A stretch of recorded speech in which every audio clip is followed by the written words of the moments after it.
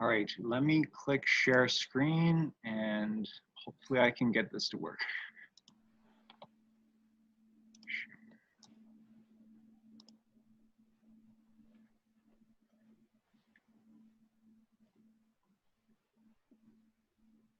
Okay, so I think you should all be seeing the presentation.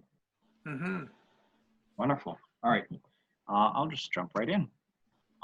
So here's a brief table of contents. I feel like half of the presentation is a bit more about like Toronto's sewer system. And then the other half is more focused on rain gardens. Yeah, I'll be sure to send this over as well so that you can all take a look at it afterwards. Okay, so here's a bit of a timeline for Raingardens United. We'll go over each of those parts. This is just sort of like an overview. Yeah, let's go to the next slide. Okay, so Raingardens United, we started with David Suzuki Foundation. They had a thing going on in, I think it was from 2013 to 2015 called the Homegrown National Park. And essentially it's getting volunteers, right, to become park rangers in the city of Toronto and come up with their own green interventions. So one example that you might have seen is, if you look in the top right corner, it's a butterfly canoe, right? So these are canoes that people in the community have donated, and then Ranger Aiden just placed them along some buried rivers and filled them with soil and native plants. And essentially the idea is that it creates a pollinator habitat, but it also reminds people that Toronto has a lot more rivers than we know, right? There's a lot of these lost rivers that have been buried since. So that's one example of a project. And another project that Mark started was this rain garden project. And I think that's the next slide. Right, yes. So as part of Mark's project, he got a funding from the Toronto Foundation. I think it was about $10,000. And then he organized 10 of his neighbors to all get rain gardens. So this would have been like the initial 10 or 11 gardens in 2015. And you can see some of the neighbors in the picture down there. You can actually also see some details of the rain garden, which I'll also talk about later. But the two black things are the downspouts, right? So this is a boulevard between two houses, and they were able to extend both of those downspouts into this rain garden. So this rain garden is doing the work of two, right? It's sort of absorbing the rainwater from two different routes. The picture, the map in the top right corner, the brown cluster sort of in the middle are the gardens that we've helped build. There's another cluster that someone else had done like years and years before that we kind of convinced them to join Raingardens United, right? So that's why they're also colored brown. I think the other pins are from the Homegrown National Park project. So those are other kinds of interventions that David Suzuki, volunteers for the David Suzuki Foundation have done. I think it actually includes their current project, which is the Butterfly Way project. So that's the idea of creating butterfly habitats, sort of like a green corridor across the country, right? So the Butterfly Way is way bigger than the Homegrown National Park, and it includes, I think, Toronto, Kitchener, Vancouver, and maybe some other cities along the way.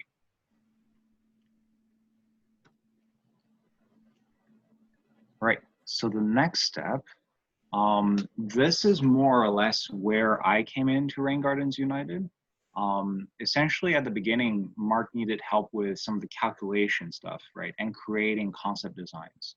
And I had always said that I'm pretty good with computers. It shouldn't be too hard to figure out how to use these softwares. So I picked up, it's called Google SketchUp. And SketchUp is a very simple computer-assisted drawing software. You can use it to like design different toys in 3D shapes, right? So I'm just use that to come up with concept designs for the rain gardens. Yeah, and there's also another picture of a rain garden in the middle of construction on the side there. That's me with the gray jacket, and then 2 other rangers who volunteered for the Homegrown National Park project. All right, and this takes us to about 2018. So July 2018 was when we incorporated as a nonprofit. So we went through that process of incorporation. It wasn't hard. Essentially, I think it's like $200 to incorporate federally or provincially. You just fill out a bunch of forms. You need to have 3 people to act as directors. And essentially that's the chair, the secretary, and a treasurer. So as long as you have 3 people who are sort of behind a nonprofit, you can start a nonprofit. You do need a set of bylaws, which we tried our hand at making. It took us a while, and then we reached out to, I think it was Denton. So they're one of the larger law firms, but they also do have a pro bono section, I guess. So they were able to put together a set of bylaws for us, which we're very grateful for. Okay, so a little bit about me. My background isn't really in environmentalism, but it is heavily in science. So I studied math and physics in my undergrad and a graduate degree in physics, and then I got another graduate degree in teaching. So I did teach in a private school for a few years, but currently I'm just doing Raingardens United stuff. So 2013 was Homegrown National Park project. 2015, I started helping out Mark. And when we first incorporated, I was just one of the directors and on the secretary of the board. And then currently, because Mark had to take a step back, I've taken over as the president of RGU. I think he is still intending on sort of coming back and being a lot more active in it. It's just that currently he's got 2 young kids and like full-time work with Centennial College. So he had to sort of reduce how much effort he was putting into this. Oh, hold on. I seem to have jumped to the end. There. Okay, so now let's talk a little bit about rainwater in Toronto. You might have seen this map before. Essentially, it's all of the water, not all of them. It's the majority of the watersheds in the city of Toronto. So if you compare most international cities, they typically have one big river that the city was founded on. But Toronto, we have like, I think 7 major rivers that all, well, carry water to Lake Ontario. And the idea of watershed is that when it rains, the water that lands, wherever the water lands and how it flows, right? You kind of trace it back from where it goes into the lake, and that tells you how big the watershed is. We are, of course, in the Don watershed. If you're a little bit closer to the water, you're technically just in the Lake Ontario watershed. Now, this isn't entirely accurate because all of us are essentially in the Toronto sewer shed, right? So this is a bit of a newer term. Essentially, all the water that lands in Toronto, well, probably not all of it, a lot of the water that lands in Toronto goes through Toronto's sewer systems. So let's take a closer look at that. Right, so all of that water that lands in the city, well, a lot of it turns into urban runoff, right? If you have a naturalized area, a lot of it will get picked up by plants and evaporated. There's a little bit of runoff, which usually just goes into the river, the creeks, and eventually into the lakes, and a lot of infiltration. But in the city, because of all the concrete and all the paved surfaces, there's very little infiltration. There's very little plants to drink up that water and transpire it into the atmosphere. And a lot more runoff, right? So I'd say the majority of the water that lands in the city is urban runoff. And the problem with urban runoff is it's very fast, it's very hot, and it's very dirty. It just carries a lot of pollutions with it. And usually they'll go into the storm sewer system and then directly into the lake, right? Or the Don River, for example. There's plenty of outlets that just exits into the Don River. So we heard about this from Mariko's presentation. Toronto has both combined sewer system and separated sewer system. I figured I'd just take some images from a presentation that Toronto did that sort of breaks it down a little bit. So this is an example of a combined sewer. You can see that the downspout, right, on the side of the house goes directly into one pipe, along with any of the wastewater that you use in the house. Oh, and also the downspouts, right? Sorry, not the downspouts, the sewer storm drains, right? It's all just going to one combined pipe. And really, this is just not efficient. A lot of the rainwater doesn't need to get treated the same way that sewage does. So if you're putting in all of the rainwater in with the sewage, then you kind of have to treat everything, right? Now, the newer part of the city do have, they actually have a fully separated sewer system. A partially separated sewer system is that the storm drains on the roads are going into their own pipe. All right, but a lot of the rainwater that's falling on roofs are still going into the wastewater, the sewage water pipe. This is actually why Toronto implemented the downspout disconnect program, right? Well, the last two slides essentially.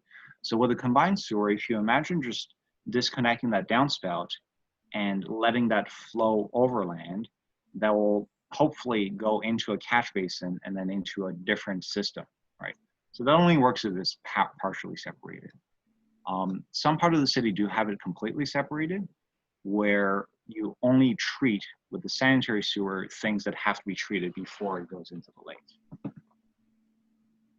Now, I don't think Mariko mentioned this. I think the official statistic is 23% of the city is still using a combined sewer system, right?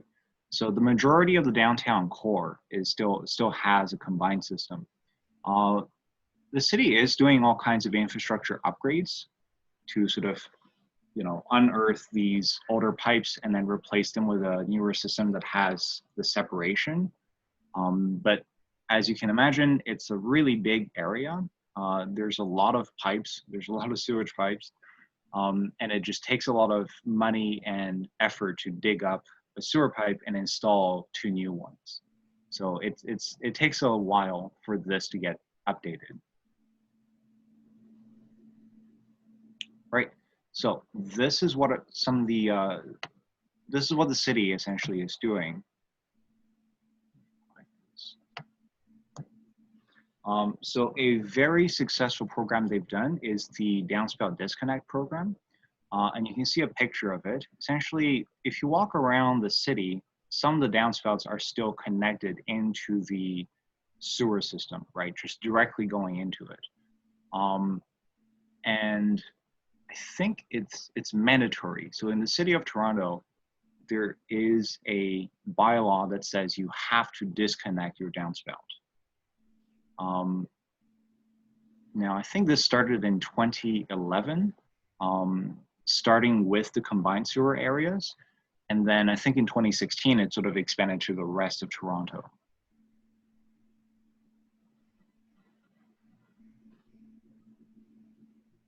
Let's see. Right, so you can see a list of it. Stormwater management programs and projects. Mandatory downspout disconnection is the first one under source control.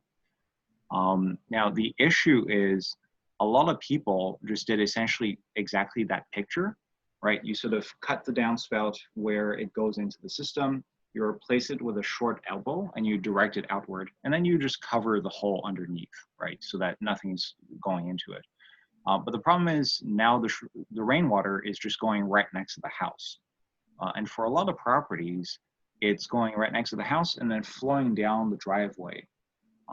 So it doesn't end up changing it too much, right? Because it's not going into the sanitary sewer right away, but it is still going into the storm sewer after just picking up a bunch of pollutants on the surface instead. Let's see, what are some other things? Recently there's been a really good push for green roofs in Toronto. I think the regulation is if your roof is above a certain size, you are required to have a green roof, right? So green roofs are amazing in that they do absorb a lot of the rainwater as well. Um, I think the design isn't specifically to absorb any like specific amount of rainwater, but it'll catch a lot of it.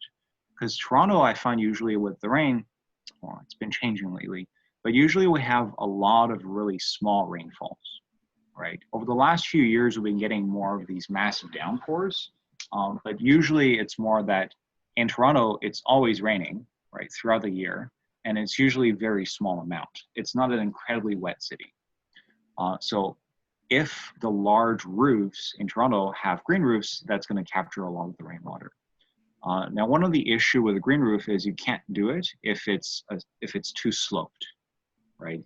So a lot of these green roofs are office buildings and warehouses that have a fairly flat roof. The city also has a basement flooding protection program that comes with a few subsidies. So if you have an older house without a sump pump, you can have a sump pump installed and then apply to the basement flooding protection subsidy program. And it will cover for part of that installation. Another thing that the city recently introduced is the Pollinate TO community grant. I think it must have been Patricia Landry who put that in there. But essentially it gives funding to people to build pollinator gardens, right? If you're a community group, I think you can just request a funding as long as you have a plan to make a pollinator garden. If you're a private homeowner, they want you to get 2 other neighbors. They want to have 3 homeowners to sort of join together to apply to this grant. Now, I think in here it actually says specifically that rain gardens do count as a pollinator garden. So you can use this to help fund building a rain garden. And that's why I put that in there. It's good for stormwater. All right, here are some things that other people are doing.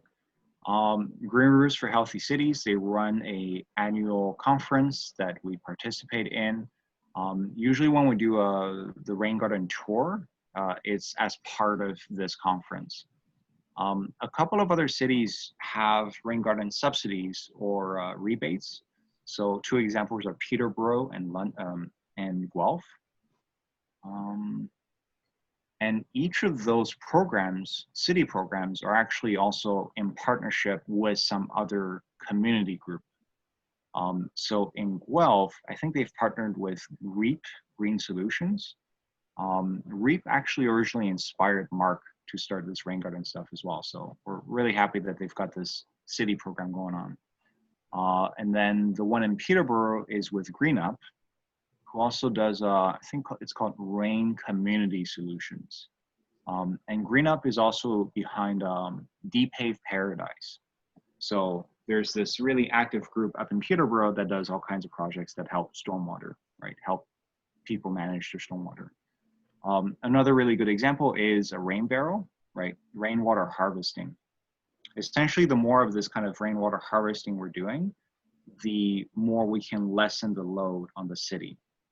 And really, in the end, a single rain garden or a single rain barrel is not going to be that effective, right? It won't have very much impact on the city, but every little bit counts, right? It's a drop in the bucket, but still, like enough drops, you get a bucket. Right, so here's a little bit about numbers. I'm not going to show any equations, but if we assume a fairly typical house, you can multiply that by a very average rainfall in Toronto of 5.8 millimeters. So I think 5.8 millimeters is just a very small rainfall, right? It's like a drizzle in the afternoon, essentially. But once you multiply that depth of rainfall with the area of the roof, you get something like 300 liters of rainwater from one day's rainfall. If you're including your whole lot instead of just the roof, that can easily go up to 1,000 liters a day. Now, it's not like we're getting rain every single day, so we're not getting 1,000 liters on your property every single day, but when it rains, it is a lot of water that's going through the system.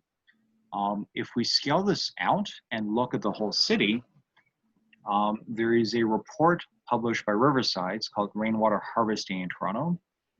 And they only counted roofs that are larger than, I think, 350 meters squared, which is like, I think, where that green roof, mandatory green roof gets triggered, right? So if you're adding up all of the large roof areas, you get something like, 100 million meters squared. And then if you multiply that by all of the rain we get in 1 year, you get something like 100,000 million liters of rainwater per year. A lot of this does go into the sewage treatment plants, right? Which technically does not need to treat rainwater. So the more of this we can divert from the sewage treatment plants, essentially the more energy savings Toronto Water can have.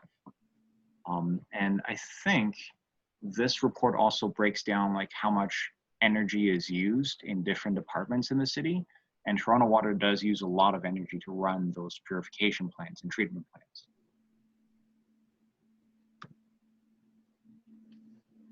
Right. So let's talk a bit about rain gardens. My definition of a rain garden is that it's a rain garden. It's a garden designed to catch rainwater from a different area, right?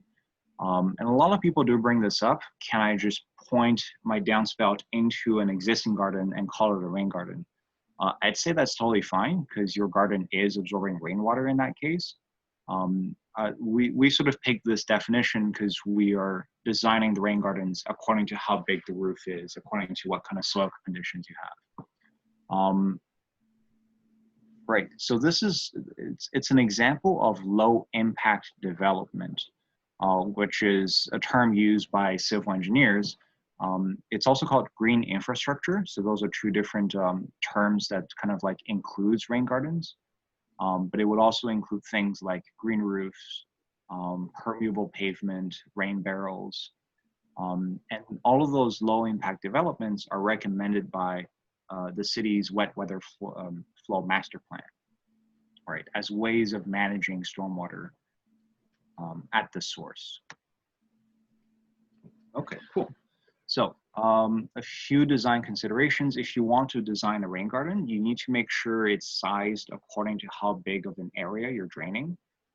Usually for the gardens that we've built, it's based on the roof, right? So you just measure how big the roof is, divide by how many downspouts you have, and that's the drainage area. If a place gets more rain on average, then you would want a bigger rain garden. But for us, we're mostly focused in Toronto, so it's not too big of a consideration. I guess if we're doing this nationally and building gardens in Vancouver, for example, we'd have to size them a lot differently. You also want to check how quickly the water infiltrates, and there's a few other small stuff, right? If there's a well nearby, you would want to be careful with the rain garden because the water that's absorbed by the rain garden is going into the aquifer underground. If you're really close to the lake, it could be that the water level is too high and that you just can't do a rain garden, right? Or if you try to build one, it's just a pond for most of the time. Right, so once you have the drainage area, you divide it by 10 to figure out how big the rain garden should be. So that's a rough breakdown of how you need to size a rain garden. I do have another guide. So this is a guide produced by the TRCA, the Toronto Region Conservation Authority. And they also run workshops, usually once or twice a year, greening your grounds. And if you sign up for that workshop, you'll be able to get a copy of that guide. I think during other times you can email them and send over $12 and they'll give you the guide. But essentially that's got all of our design considerations, right? How to size the rain garden, what kind of things you need to measure. We get most of that from the guide by TRCA. So with rain gardens, if you get an average rainfall, it should be able to capture all of that rainwater. Right, they'll just stay in the rain garden, get picked up by the plants, and just evapotranspire. And then whatever the plants can't use will just infiltrate into the groundwater. If it is a large rainfall, the rain garden will overflow. Right, and that's pretty much true for all rain gardens. You can't really size it so that it captures every possible storm. You sort of have to size it to the most common storms. So all rain gardens should be designed to overflow, as long as you understand where that water is going once it does overflow. One thing that's suggested by the Greening Your Grounds guide is sort of linking a bunch of them together, right? So you can have your downspout going into a rain barrel, and then when the rain barrel is full, the extra water from that can go to feed a rain garden, for example. Right. So the more of these you can link, the more rainwater you'll be able to absorb on your own property. Okay, cool. So in terms of our activities, our mission statement focuses on 3 different areas. Essentially, we have educational activities. We do some advocacy, and we facilitate people building rain gardens. With the education aspect, it's what I was talking before with the farmers markets and the local councilors' environmental festivals. Thank you, Nick. With the advocacy, it's typically reaching out to counselors, right, and representatives at different levels, and sort of seeing if we can convince them to put in a rain garden subsidy in Toronto, for example. We also do want to reach out to other kinds of groups, like real estate groups, homeowner associations, those kinds of groups, because I feel like there is a lot of potential to reach more people that way, although we haven't been very active in that. And in terms of facilitation, so far it's essentially our residential program, which is if you are interested in getting a rain garden, we can help you through the process, right? So that includes any consultation and calculation you have to make to design it. We can do design services, and we'll reach out to a contractor that we know can build a rain garden, right? And it's usually a contractor that we've had prior relationships with and have like sent over all of our resources for how to design and build a rain garden. We are thinking about getting more volunteers and doing some essentially just volunteer builds, right? You will need a contractor if the plan is to do a major yard upgrade. If you want to do stonework, for example, or interlocking patio stones. But if you just want a garden that catches your rainwater, you can do a very bare bones design and have that work pretty well. So we're trying to figure out how we can activate volunteers, how we can recruit and sort of manage volunteers to be able to do a project like that.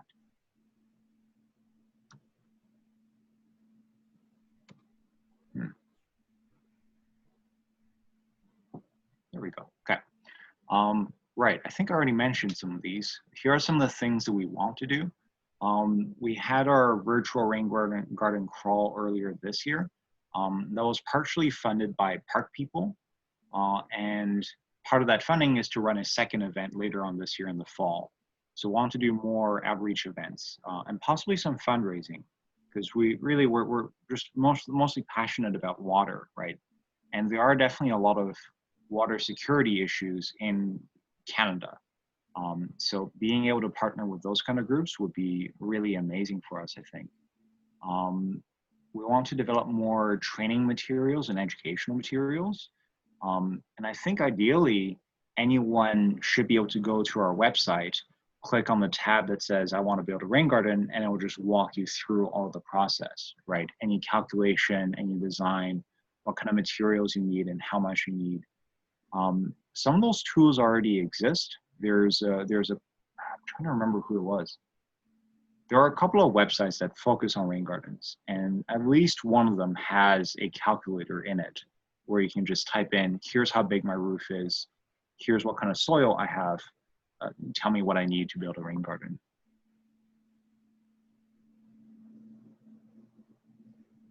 Oh, I see a message from Lowell. I'll take a look at that later.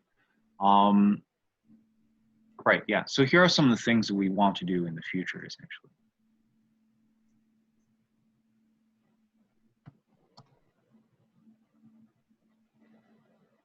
So we're pretty much at the end. I think I've got 2 more slides after this.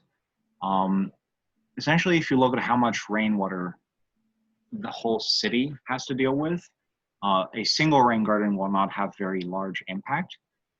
What we're really aiming for is the widespread adoption of rain gardens, right? Essentially that everyone should know that this is a possible way of dealing with your rainwater and the benefits that comes with it. And in terms of the benefits, there's a lot of benefits to the pollinator population, for example, because rain gardens are always filled with local native plants. There's a lot of benefits to the city, and there's a large number of benefits to the homeowner who installs a rain garden also. And we find that the impact with a single rain garden is more on the person who decides to build a rain garden, right? Because it's taking deliberate action to live more sustainably.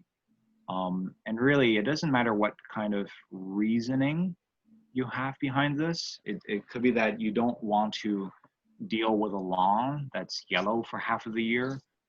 It could be that you do want to help the city manage stormwater, right? Or maybe you want to reduce how much pollution is going down to Lake Ontario.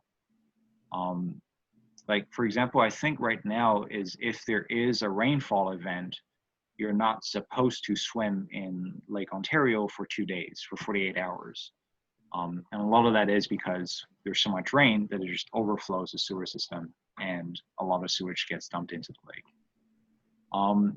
2 things in terms of advocacy that you can do is talk to city councilors about a dedicated stormwater fee.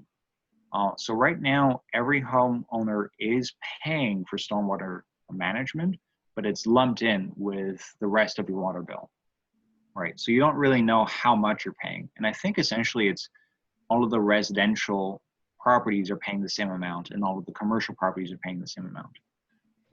What they've been able to do in Kitchener and Mississauga is to have that fee on a separate line item. So instead of just paying one fee for water, you're paying a fee for potable water that you're using for, you know, cooking, washing, doing laundry, and then you're paying a separate fee for any water that you're dumping, right? Any water that's flowing off of your property, whether it's from your use or just from rainwater.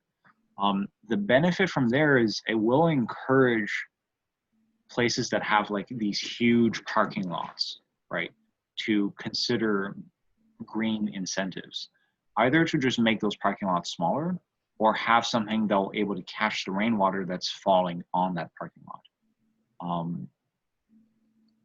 Right, so that's sort of the benefit from a stormwater fee. Another thing that's, I think research shows it's even more effective is if you're able to do incentives, financial incentives.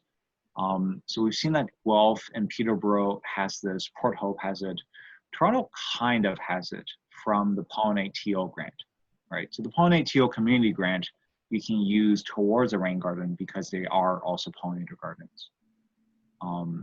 But yeah, I think it will be way better for Toronto if we can convince the city to do something that's, you know, if you want a rain garden, apply to this, you can get $1,000 off, $2,000 off. Like if the city is able to cover part of it, there's usually a lot more adoption of rain gardens. I think a research paper I read like last week says that it's around like 3 to 4% adoption. So out of all of the houses in the city of Toronto, well, it wasn't specific to Toronto, but out of most houses in the city, it's around 3% of the houses that have a rain garden.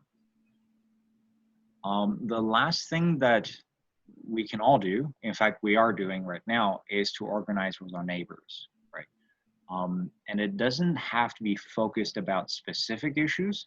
It's more that you want to build this sense of community, of knowing the people around you and what they care about. and to all get together to fight for an issue that you are passionate about. So yeah, this is why Teak is a really good group, right? To sort of meet with people in the East End and find things to put all of our energies together on. Right, another lesson that we've learned, essentially the best way to get a lot of rain gardens built, this is what Mark has found. He was essentially a block captain, right? He was able to activate all of his neighbors and get 10 rain gardens built in 1 year. It was with funding from Toronto Foundation, right? So financial incentives do help a lot, but having sort of like a cheerleader, someone to just talk to everybody in their neighborhood and say you should get rain gardens, is very helpful. I mean, I think by extension, not specifically rain gardens, right? Having this cheerleader that sort of champions a specific issue or a specific cause is usually a lot more effective. And then if you want to expand that, it's like a neighborhood champion, right? Someone in the area who just knows a lot about a topic and is willing to put in the time and effort into it. Right, and this is the last slide. This is something I found out about when I went to a talk by Extinction Rebellion. I think they've actually disbanded in Toronto now, but they were saying that there's something called the 3.5% rule. If you're able to activate 3.5% of the population in some sort of movement, I think the research says that it always achieves meaningful change, right? So if you're able to get 3.5% of Toronto all working together on something, it seems like a small percentage, but it's enough to achieve a very large change. And another way to capture that is this quote from Margaret Mead, do not doubt that a small group of thoughtful, committed citizens can change the world. Indeed, it's the only thing that ever has. And I think that's my presentation. I'm going to stop sharing now. Yeah, and please ask me any questions.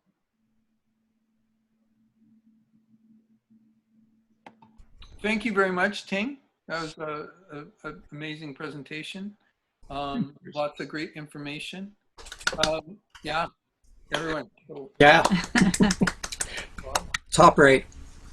Right on. So I think I'd like to start off maybe if you want to ask a question, you can, raise your hand, or you can raise your hand using the virtual hand raising, however it is. So I see Nick, but I noticed that Lowell has posted a comment, and I'm wondering if maybe, Lowell, we could just start off with what you posted, and then maybe go to Nick after that, and I'll try to track the speaking order from there. Okay. Yeah. Thanks. Can you guys hear me? Yep.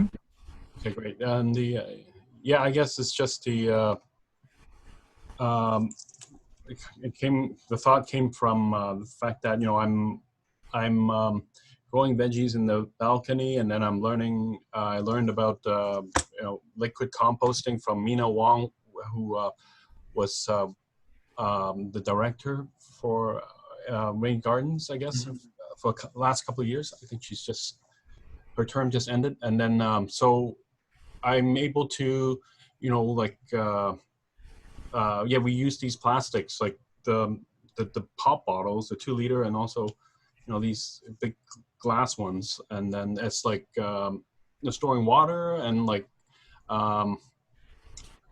and making liquid compost and for the veggies. But it's just letting things like veggies decompose, and I would put them out in the sunlight, and then that might anyways. But the idea is that the 1 barrel can be when it's raised, you could run a hose, and you could send the water somewhere else. It's just a place. You know what I mean. And you could store it in these bigger buckets, or run a hose to a bed when the barrel is high enough, or you could even very easily linked with another barrel through these fittings that I managed to find from this place, rainbarrel.ca.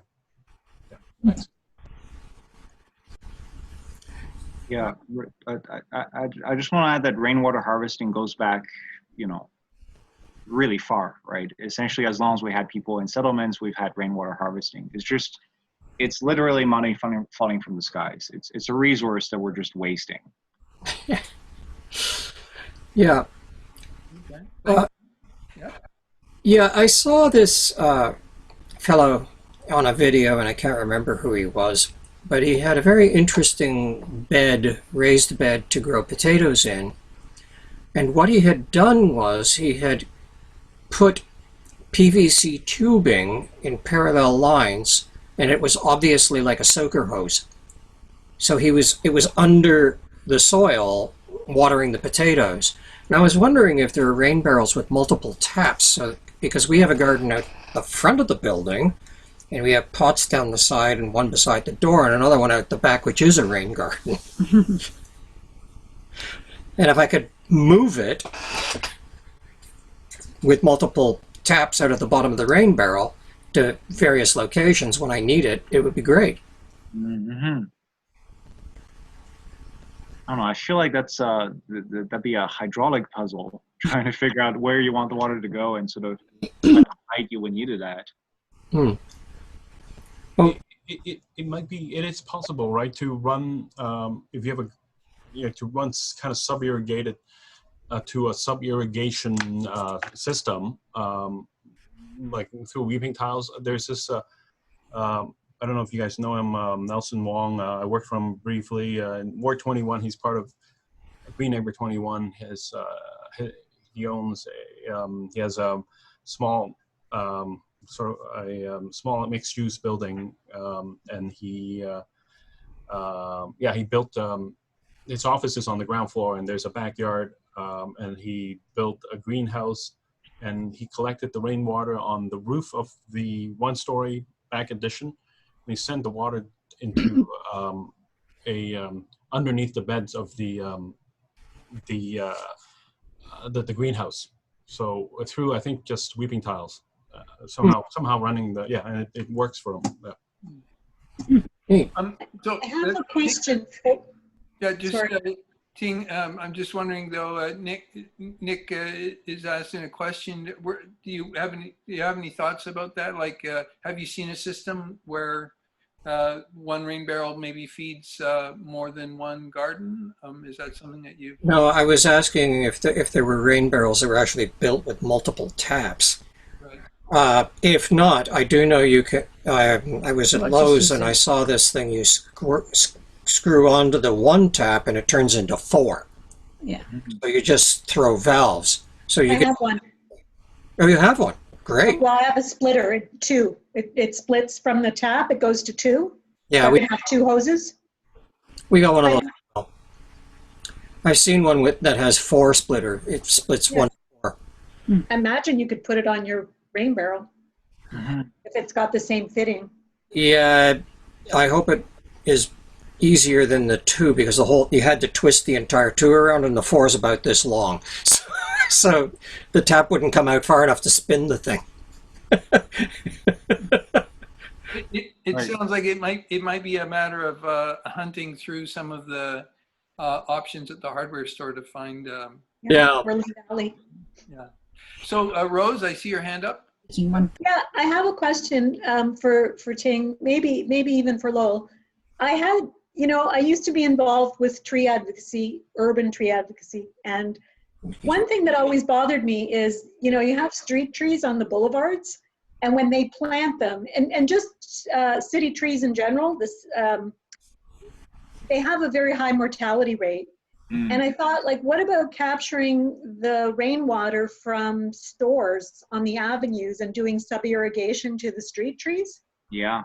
And it's like, I see these people like rebuilding sidewalks and they're pouring concrete and all this, where they don't pour it anymore. They have these pads, which is much better. But, and then they have projects to put these street trees in and they all die. Mm-hmm. Like, or a large, very high mortality. So, I mean, is there any what's the, other than cost, which is always cost, but paying for trees that die is a cost too. Right, yeah. And the thing with trees, as I mentioned when America was here, is not only do they divert a huge amount of water from the sewage system and save energy that way, but they also provide cooling. Like all that evapotranspiration is providing cooling, both from shade and mainly from the dissipation of energy. So yeah, so just the question about the irrigation. Yeah. No, it's definitely like it's such a good idea, right? Because we have so many roads that's just capturing all kinds of rainwater, and we can use it right away. Like it doesn't have to go very far before it can be captured and used in a tree cell, for example. It's just we haven't built the streets that way. And I'm not too sure why they won't just upgrade it when they are doing repairs or upgrades and just sort of change how the system works. I know for some of the newer places, so the City of Toronto do have something called the Green Streets Program, and it is a set of guidelines on like how to build a street so that it's more green, essentially. And it does recommend low impact development and using trees and tree cells to capture this rainwater. I know a bunch of cities in the States do it. I think New York has a lot of those kind of rain gardens just by the side of the road where rainwater just goes directly in it. And I think Philadelphia has a bunch of them as well, right? It's a very active program in those cities. I think one of the issues in Toronto is if you want to do something like that, you need to involve Toronto transportation, right? Because it's by the side of the road.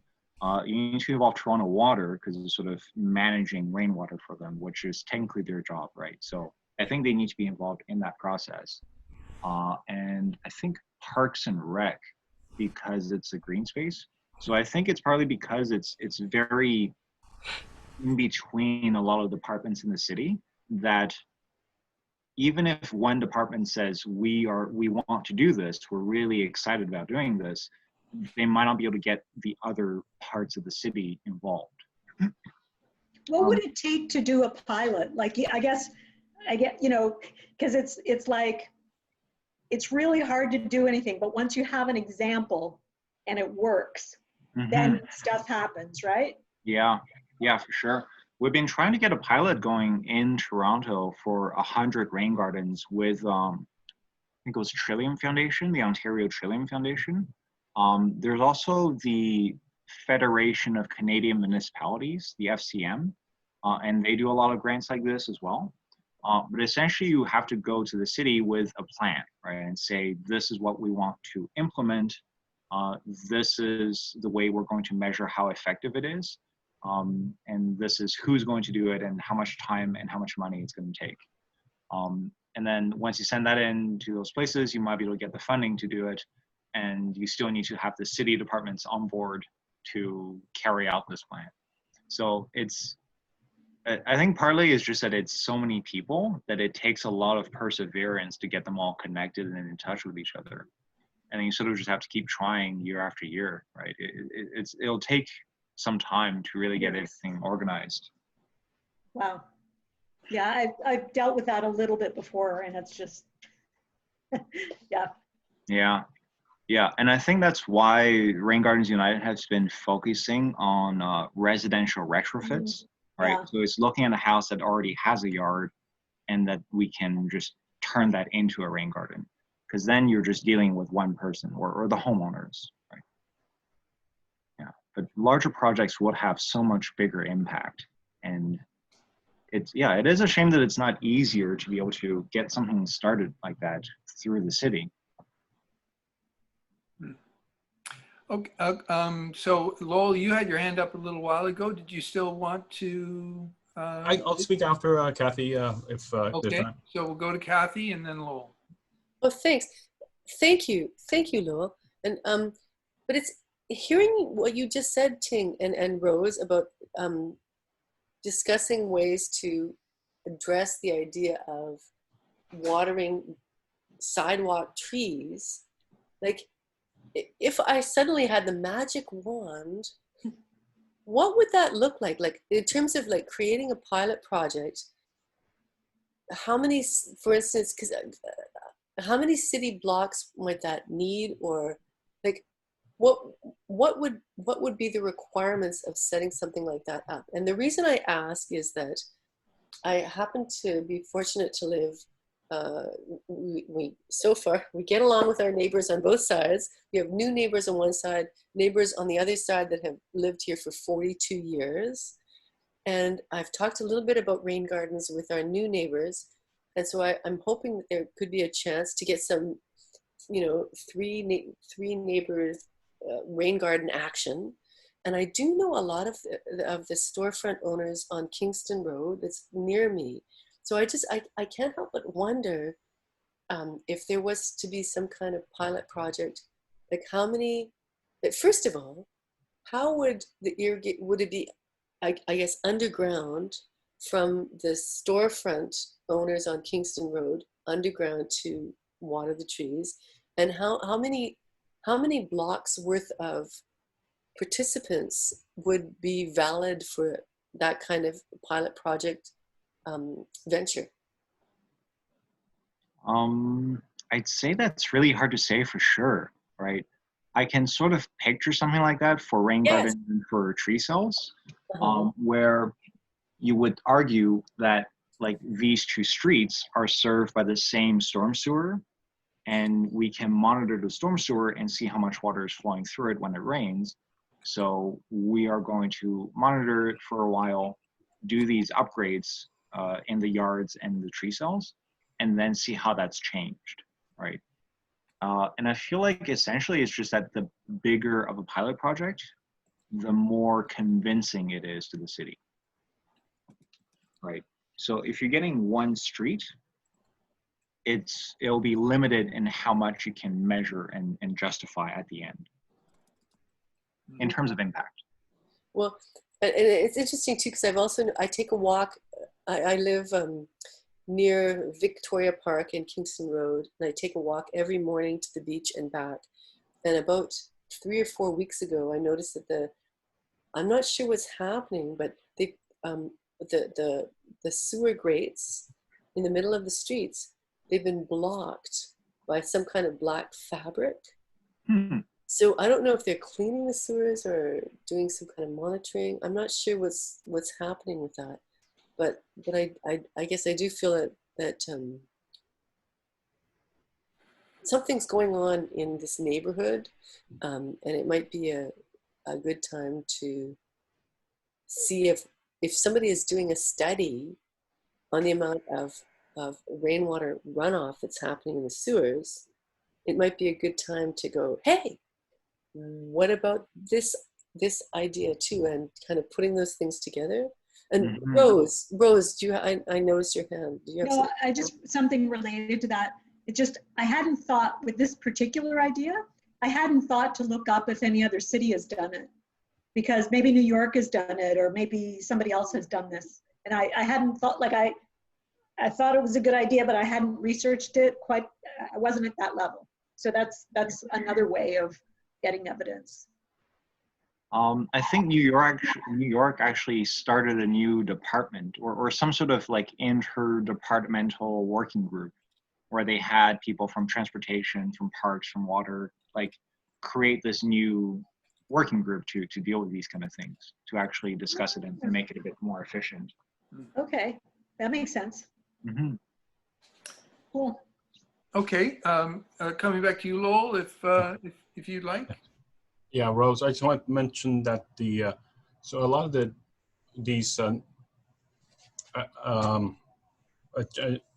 city sidewalk trees installation in the last couple of years, I think that group LEAF, local enhancement of And appreciation.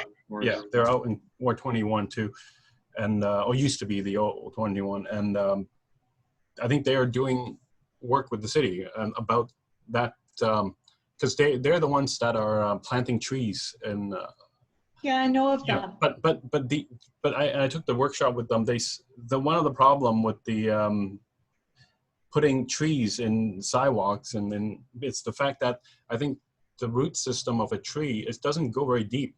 It's kind of shallow, and I just realized after, like years after, that it balances structurally balances the foliage. So that's how it stands up.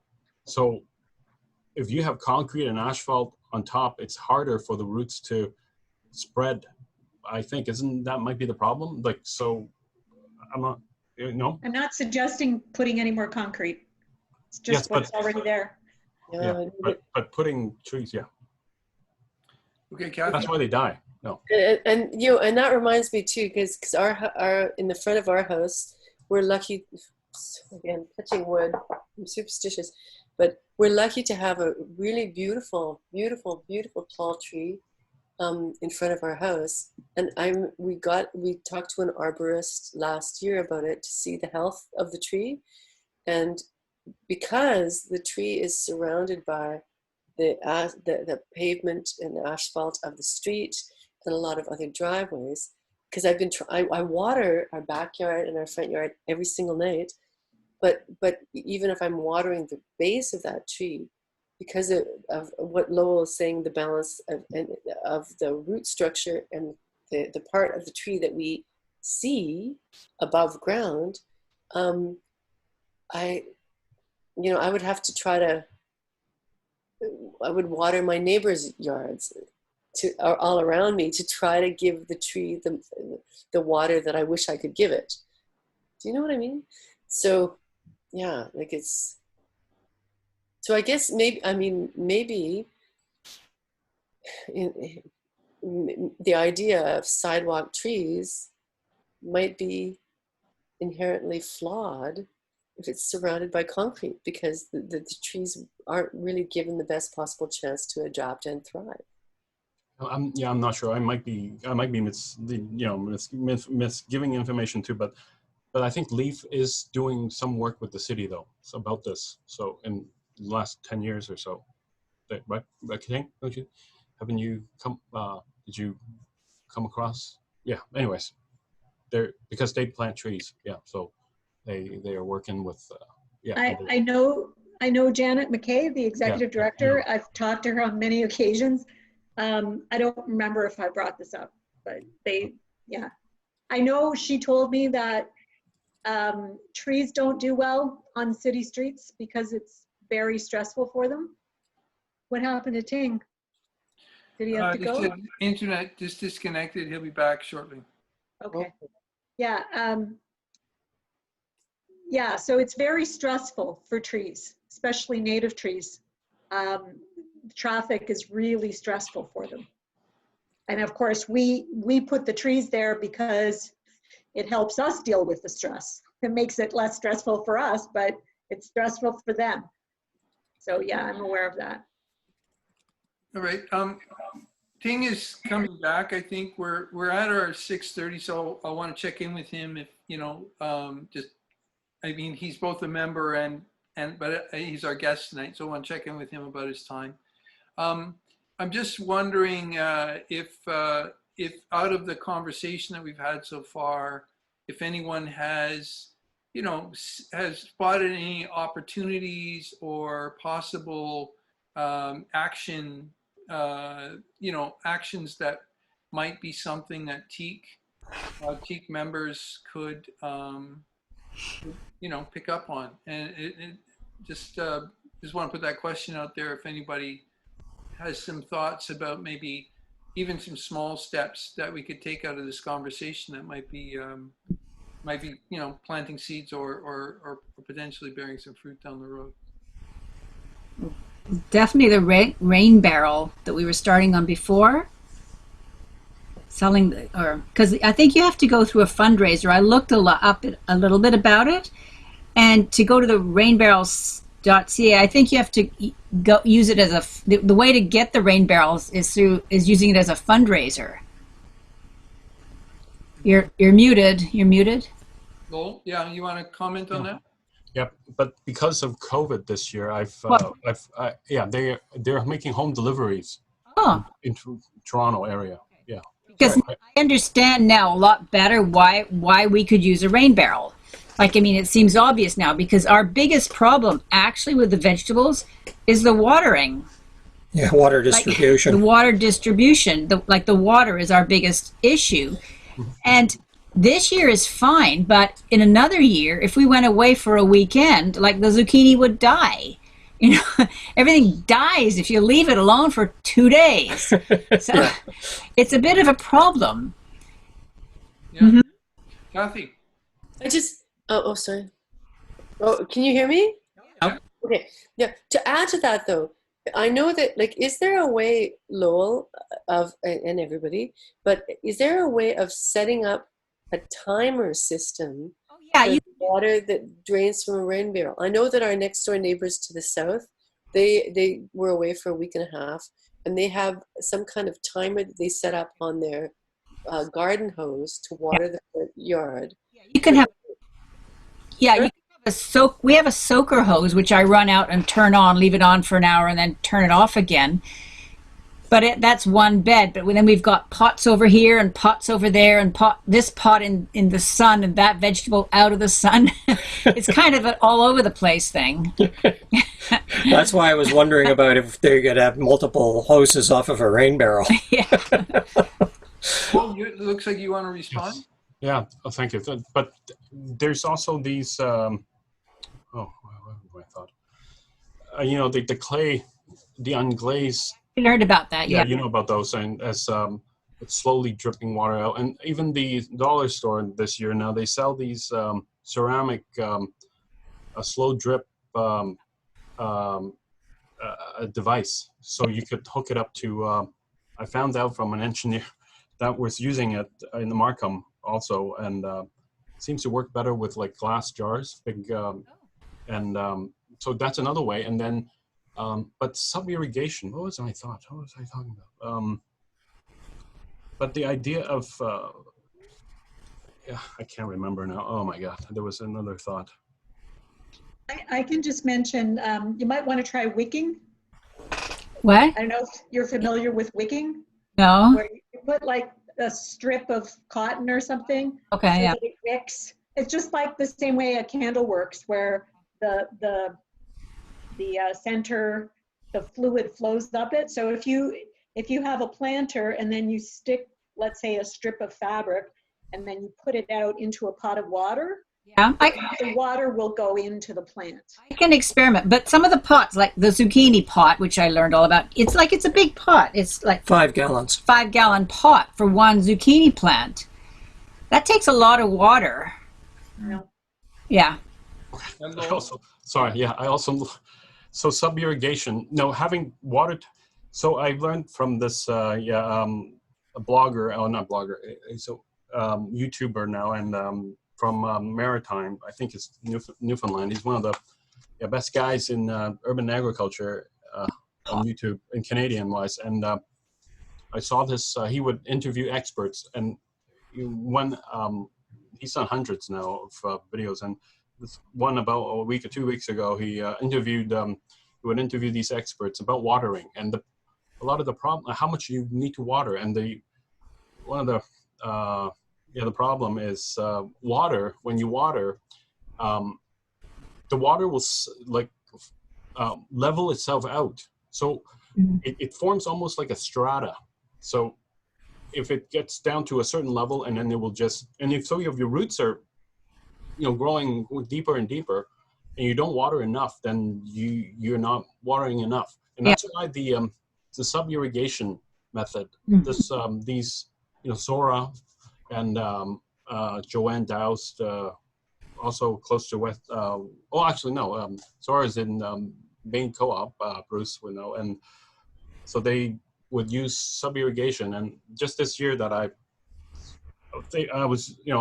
know about it, and I didn't, only this year, and I was using a bigger bucket, and I was able to test it out. And when the temperature is hot, and so because then you're sending water directly down, so to the roots. Lowell? Yeah. I just have a question. You were talking about somebody that has a lot of information, one of the best persons on YouTube. What is the name of that person?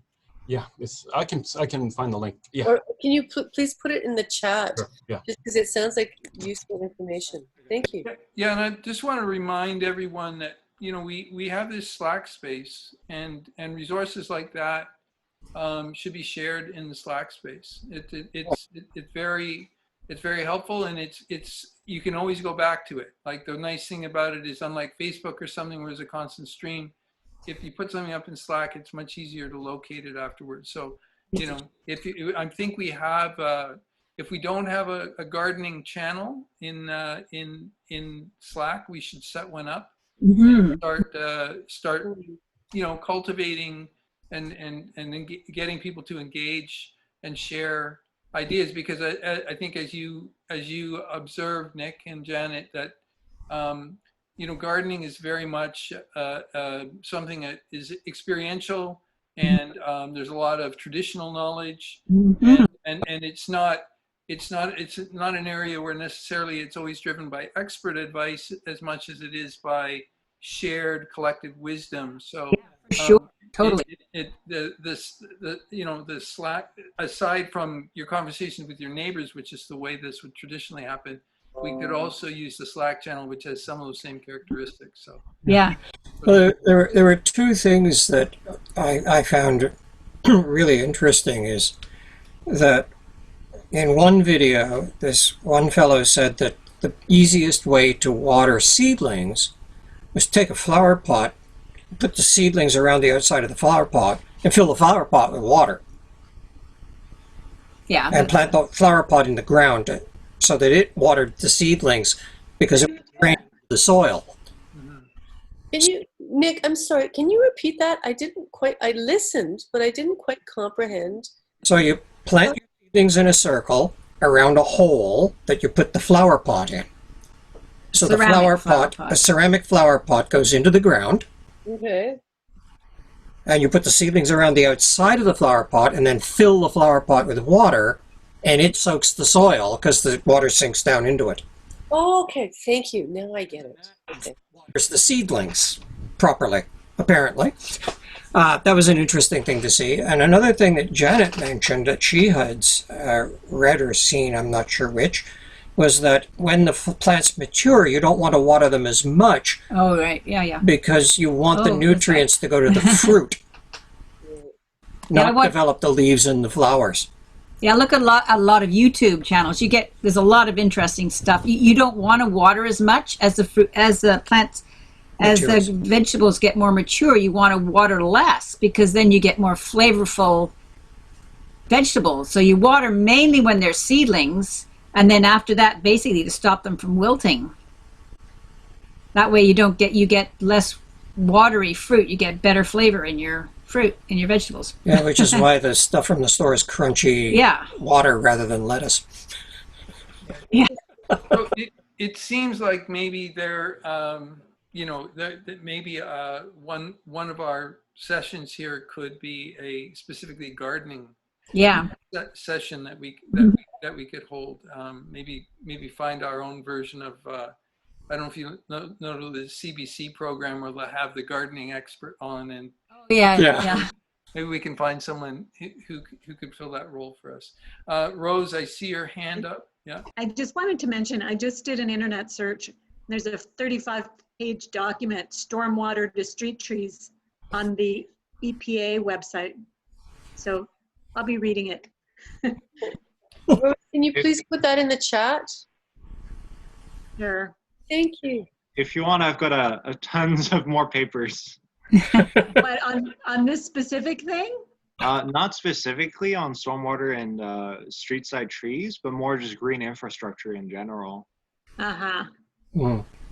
So, you know, given that we're a neighborhood climate action group, and given that we're discussing some, I think, fairly nuts and bolts type of propositions here around ways that the city and neighbors, local neighbors, and so on could be contributing to the solution for an environmental problem. I'm just wondering, I'm going to bring this back to this question again. You know, is there something coming out of this conversation that we want to make just a bit of a commitment to, in terms of, you know, taking, it doesn't have to be a big thing, but taking some kind of action. Rose, you're already doing some research about the street trees. Is that something that you want to follow up on? Do you want help You from know, anybody here in the circle? Like, how can we turn you know, this session into, some step in the direction of action here? yeah. The last time I offered to do something, I didn't do it. So I'm not going to, when this meeting finishes, I'm not going to commit to do anything, but I'll put the link in there. Yeah. In case somebody wants to write something. Is there anyone else who wants to take up something that you've heard today and think that's something that I could work on, and maybe that would be, or maybe I can conscript somebody else who's not here today to work on something. Idea. Kathy, I think you got your hand up. Kathy? Yes. Oh, thank you. Yes, I'm going to definitely talk to my neighbors, because I've spoken to our new neighbors. They just moved in April, the end of April. I've spoken to them already about rain gardens, because I really enjoyed the rain garden crawl. That was so cool. And then I want to talk to our neighbors about seeing if we can organize something that benefits all three of our properties. Awesome. So, yeah, I'll do that to start. Mm-hmm. Yeah, and Kathy, if you have all of the neighbors, you can definitely apply for the Pollinate TO grant. It isn't open yet. I think usually it opens up around May, but this year it's been delayed until the fall sometime. Do you have Ting? Do you have an email address for that grant application? Yeah, I can just send you the link. I'll just put it in the chat. Do you Actually, mind, put it in the chat window. And Bruce, before we close, if you can send me the chat window, that would be great. Yeah, all the better. But I really do, just because of the timing is everything, and the things that have been going on with the neighbors is that we do have a rain barrel, but where it's situated, it's not, and I don't think it's raised adequately. So we can't really take advantage of the benefits of the rain barrel, but I think our neighbors north of us could. And then our new neighbors on the south, there's a whole other story about how I don't know even how to say this, but because our street, Pickering Street, had a lot of, they replaced the water mains and the pipes and there's a lot of construction last fall and the spring. And then I noticed that they had, I guess they're called sod, like sheets of grass. Mm-hmm. Yeah, sod. So there was a whole bunch of that was, I guess I'm telling the story, I'll try to be quick, but there was a bunch of that was left 2 blocks north of me, and they were just, the sod pallets were dying, because no one they seemed to be unused. So I spoke to my new next door neighbor, and I also happened to come across a city worker and said, what's going to happen to that pallet of sod? And he said, I don't know, but I didn't hear anything. So my new neighbor and I, we went at about 9 o'clock at night. We took 16 stretches of things of the sod, and her 2 kids and Mark and I, we worked till 1 in the morning to dig up their old dead yard and then re-sod it. And again, touch wood, it's doing great. Like, they want to do something different ultimately with the front yard, but in the interim, rather than have yellow dead grass on the front of it, they have a nice green lawn, and they're receptive, obviously, if they were up for the idea of going and relocating sod. They're up for the idea of doing something with their yard that is more sustainable. And yeah. Anyways, thanks. I know that's a bit of a wacky story. So the upshot of it is that you're going to work with your neighbors. Coming out of this conversation, you're going to work with your neighbors to maybe get a rain barrel, some kind of rain barrel thing. Oh well, and talk to them about rain gardens and how with the 3 yards, the way their yards are allocated. I think I'm pretty sure that we could figure out something that will be positive for everybody. And Rose, you had your hand up. Sorry. I just have a question for Ting. This isn't about teak, but I just have a question about drainage. Like I have a landscape front yard with a little patio, and when it was first done, it was fine. I mean, I didn't notice anything particularly, but now I'm noticing when there's heavy rain, it's not really flowing like out into the street. And I'm just thinking, like, the premise of the rain garden is you tend to have a bit of gravel in there. Is that right? Like to get the drainage. So I'm just kind of wondering, now the problem is I have a large tree, but if I kind of dug a trench and put some gravel, whether that would help with the drainage. You can definitely lead it somewhere else with a trench like that. Unless if you're willing to dig like a really deep pit, like an infiltration pit, that would drain under, right? Otherwise, the trench is more like a French drain. They'll just divert the water somewhere else, which might be what you need. That might be enough. I'm guessing what's happening is just compaction, right? As people are using it and as rainfall like hits the ground, it can compact it and it'll make it less draining. Yeah. So that could be what's happening. Yeah. Jessica. I had a question. Is anyone who's here tonight part of that community garden thing that Dina was starting a conversation about? I came to the meeting, but I'm too far away, really. I'm not part of, we're kind of too far east for that. Oh, okay, because all I was going to suggest was, should we make a connection between what we've learned tonight and whatever that group is doing?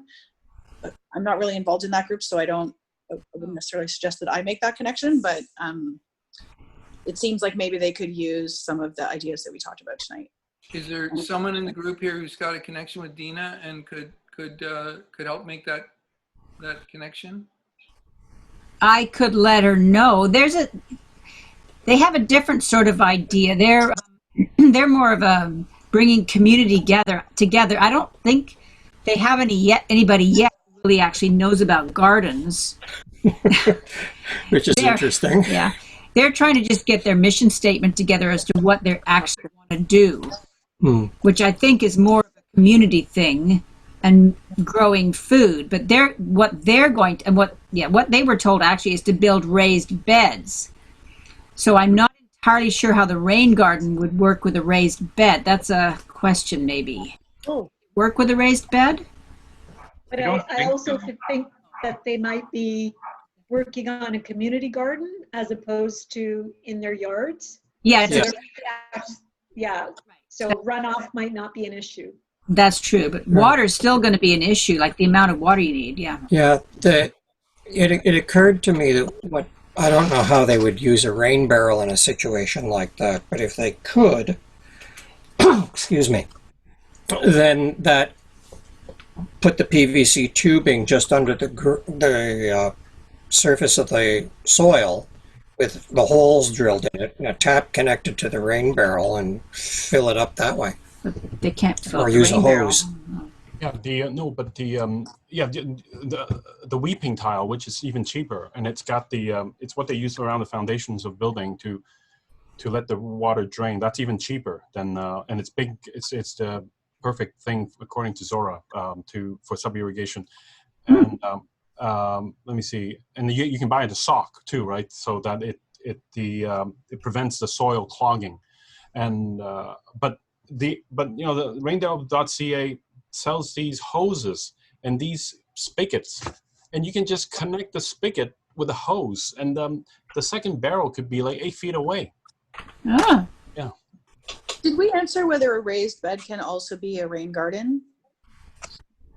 We've definitely done rain gardens that are held by a retaining wall. We've never done a raised bed. I feel like it wouldn't work very well. Yeah. Because someone was saying that in Toronto, if you're going to grow vegetables, which I didn't know, it's better to use a raised bed than to use the actual ground because of possible contamination, which... Jen, can you please repeat that? My internet cut out. I didn't hear the entirety of your sentence. Thank you. They were saying that to grow vegetables, you're better to use a raised bed and new soil rather than to put your vegetables directly in the ground because of possible contamination. like if you're closer into the city, I guess. One thing that we definitely recommend with the rain gardens is to not use it to grow food Oh, because it's rainwater directly from the roof, oh, okay. and it might be picking up contamination. Right. I feel like with a rain barrel, because it's sitting there for a while, it usually does let the larger things settle to the bottom. Okay. And there's some other contaminants that I think will evaporate over time. Uh-huh. Yeah, no, right. The Don't the granular rain stuff. barrels have screens to prevent stuff from going in? Yeah, That. for sure. There's a screen, but Did you respond? but it, you know, they say yes. You know, it's asphalt, right? Because the roof shingles. So, Is rubber. but I learned of this. Have you heard of this Ting? It's called the first pass filter, and I was, you know, Right. I have heard of it. yeah. So the idea is letting the first couple liters and let that drain away, and that's where you have most settlements, and then capturing that. But if there's a way to, like a simple way to develop that, that would be great. Because the problem is, yeah, you know, if it stops and it restarts again, how to make that work, right? I haven't figured that out yet. You know I what I feel mean? that should be all right. I think Yeah. the idea behind the first pass filter is just that when it starts raining, the first 10 minutes will have most of the pollutants, and then it's going to be a lot cleaner. Yes, but So if it stops and starts again, yeah. like if it's the same day, I think it will still be fine, right? But if it's a few days, like if there's a lot of time in between, then it might be picking up more pollutants. But then how do you make a device that will know, you know, that it's, oh, the rain's starting again, so we got to drain that out and then collect it. Like that's what if we can think about that, maybe, you know. Yeah, I've seen some designs for sure. Really? You've seen? Okay. Okay. I see Kathy's hand. Well, a thing that comes immediately to mind, because as we've been talking about this, I imagine a community garden. And again, I'm not saying we should do this. It's just I'm just throwing this out there. But a community garden, kind of where the perimeter is surrounded by rain barrels, and that if some, like back to what I was mentioning about our neighbor's yard, that there's some kind of a spigot or something that can be set on a timer, so that perhaps for the okay, this isn't going to work, but I'm just going to finish what I'm saying anyways in case anybody has a better idea. But for that the spigot, that the first 10 minutes, because I also know that extreme weather conditions, they seem to be hyper local. They seem to be getting a little bit more severe. For instance, I know that about 2 or 3 weeks ago, I was in the West End. There was a huge downpour of rain in the West End. I live in the East End, and I wasn't even sure if I should get in my car or not, but I did. I drove back. By the time I drove to downtown, there was blue skies and clouds. By the time I got back to the East End, they evidently got 10 minutes of rain, whereas I literally witnessed a huge downpour over there. So, I mean, maybe one possibility with a community garden is that there's someone that volunteers, or maybe this position can be traded and shifted around, but that actually just pays attention to the weather. And if there's like an extreme downpour, then they can somehow circumvent or change, like notice for the first. It's interesting to hear about the first 10 minutes are the most potentially toxic, or most you don't contain the most pollutants. So the first 10 minutes of that runoff, if that can be diverted in one direction away from the food producing garden, but then if the rain continues, and that can be switched to the garden. Can you briefly describe the design that I remember seeing? Essentially, it was like a rectangular bucket with a lid, and then the lid kind of floats, right? So as the water starts filling it, it will close the lid, and then once it's full, water will just go above it. So that's how this thing is able to capture the first little bit of runoff from the place. The oh no, is Oh, sorry. Go ahead, Nick. is that pollution mostly because a lot of the roofs are asphalt? I think the study was also looking at like parking lots, right? So as cars park and drive in and out, they'll deposit things on the ground. Okay, And when the rain falls, it just washes a lot of that with it. right. But that's also why it's only the first 10 minutes, because then it's pretty clean afterwards. Yeah. Well, the reason I'm asking is our roof is rubber; it's not asphalt. Mm. And we have a filter thing to keep the leaves and stuff from clogging the downspout. Yeah, I feel like in reality, it's not too much danger. Like, I don't think the plants will be picking up all that many pollutants. It's just something we advise just in case, right? Hmm. But I feel like most rain gardens, you probably could put in food plants, and they would do all right. They would be still safe. But it would be ideal to be able to test it for sure. Yeah. Okay, I'm just mindful of the time. We're almost at 7 here. I wanted to maybe definitely extend a thank you to Ting for coming today and sharing your all that you know and all that you've learned from Raingardens United. So thank you.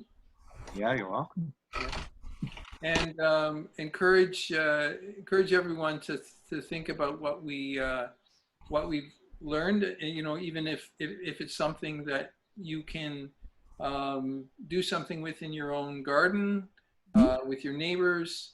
These are all important actions to take. And there's and obviously, Ting, I'm wondering if people have questions and so on. Are you available to, like, if people correspond with you, send you emails or reach out on Facebook? Are you open to answering questions and connecting people with resources and that sort of thing? Yeah, absolutely. Okay, so we have a wonderful resource here in our circle, in our community. And Lowell, I want to be mindful that you've been doing some work on a Rain Barrels project, and I'm thinking that you and Ting and I are all going to be having a conversation on Tuesday morning, partly about the newsletter, but maybe we can take a little bit of that time and talk about where the Rain Barrels, your Rain Barrels work is at, and maybe see if there's some steps we can move forward if we combine forces in some way. Yeah, sure. Very thanks. Does that sound okay to you, Ting? Yeah, Tuesday morning. It's Okay, Tuesday, eh? Okay, Tuesday morning. Yep, 10 o'clock. Okay, great. sure. Thanks. Any final comments? Yeah, Kathy? Just a gentle reminder to please send me the chat information. Mm-hmm. Thank you. Okay, it's saved. Before you I'll close send it right after the meeting. Perfect. Thank you. I have screenshots of some of the slides if you need that, Kathy. Oh, thanks, Lowell. Okay. I'll let you know. I have your email. No, yeah, I'll try to get those notes out ASAP. Yep, and just a quick announcement that we're going to go to a 2-week cycle for the newsletter, so it'll be kind of aligned with the speaker dates. I don't think we have a next speaker lined up right now, so we would, if you guys have any people that you would like, think would be good for our next speaker. I think it's August 6th or 7th is the next Friday that we would meet with the speaker. Of course, we're meeting next Friday as usual. We can discuss that further then. And so you won't see a newsletter this week. Ting and Lowell and I are going to be having a conversation on Tuesday morning to discuss how we can work together to, share the work and make sure that the newsletter comes out consistently and of a high quality. So, any other last announcements or anything anyone wants to say? Last words other than goodbye. Thank you. Yes, thank you. Thank you. Yeah, thank you all. Right. This was great. All right, everyone. Thank you very much. Have a good evening. Yeah, I'll see you all next week. Yeah. Yes, Evening, everyone. thank you. Thank you. Bye. Bye bye. Bye.